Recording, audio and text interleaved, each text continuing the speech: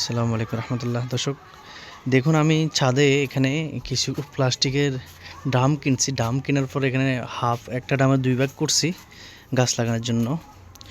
তো এখানে দেখুন, প্রথমত এটা হচ্ছে আপনার ড্রাগন ফল গাছ, ঠিক আছে, ড্রাগন ফ্রুট। তো এটা ড্রাগন এখনও আসে নাই, ফুল ফুটছিল কিন্তু ফুল ঝরে গেছে কোনো একটা কারণে, হয়তো কোনো শক্তি গাছে নাই। আর এখানে দেখুন, এখানে এই বীজ লাগানো হয়েছে। এটাতে হয় যত সম্ভব, আমার সঠিক খেয়াল নাই এখন, এটাতে মনে ডাঁটার শাক বা ডাঁটার বীজ ফলানো হয়েছে। আর এগুলো হচ্ছে টমেটো আর মরিচ মিক্স দিয়ে রাখছি।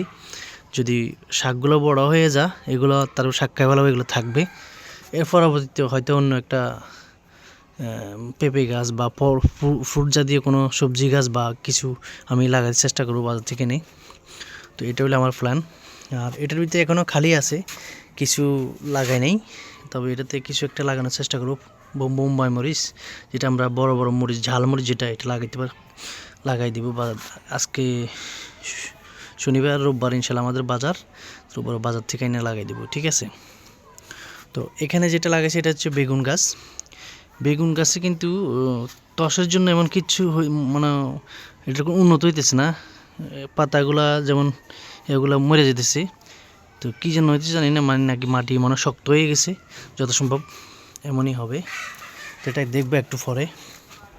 আর একটা নিচে এই যে আপনি দেখতে পাচ্ছেন আধুনি পাতা বলে, আমাদের গ্রামের আধুনি পাতা লাগিয়ে দেওয়া হয়েছে, ঠিক আছে। আর এই টবে লাগানো হয়েছে এটা, যেগুলো সাধারণত বীজ দেখতে পাচ্ছেন আপনারা, সঠিক দেখতে পাচ্ছেন না কি, আমি ক্যামেরা দেখালে বুঝতে পারবেন। হ্যাঁ, এগুলো হচ্ছে আপনার মূলত মূলা গাছ, মূলা বীজ, ঠিক আছে। শাকের মূলা না মূলা জাত সেটা আমি জানি না, লাগাইছি, যা বড় হলে বোঝা যাবে।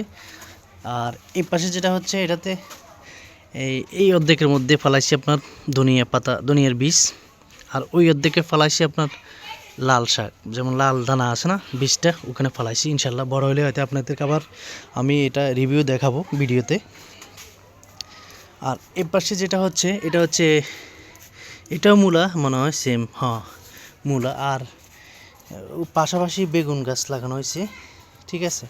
তবে বড় হলে দেখা যাবে কয়টা টিকে, কয়টা জীবিত থাকে, কয়টা মরে যায়, সেটা দেখা হবে পরে, তা আপনাদেরকে ভিডিওর মধ্যে দেখাবো। আর এটা তো হচ্ছে পালং শাকের বীজ পালানো হয়েছে, ঠিক আছে। আর পাশাপাশি মরিচ গাছ, বেগুন গাছ লাগানো হয়েছে। আর এটাতেও সেম, ঠিক আছে।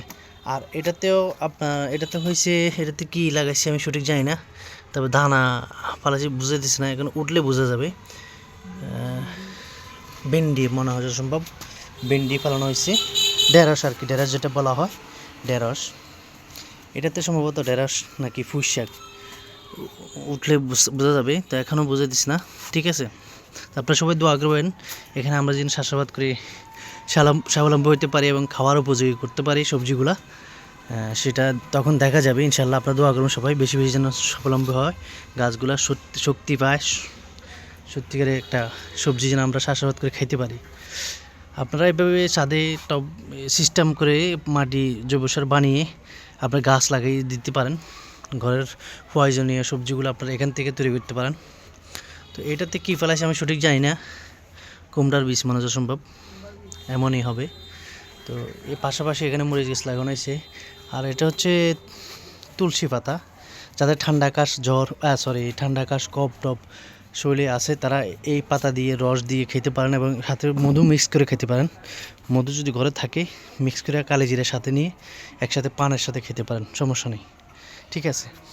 তো ইনশাল্লাহ এটা হলো আমাদের ভিডিও এখনও এই পর্যন্ত। তো এখন আমি এইখানে একটা স্প্রে ছিল, এই যে দেখুন স্প্রেটা আমি এখান দিয়ে এখন স্প্রে করব, এগুলোতে আস্তে আস্তে একটু স্প্রে করব, আপনারা দেখতে পাচ্ছেন।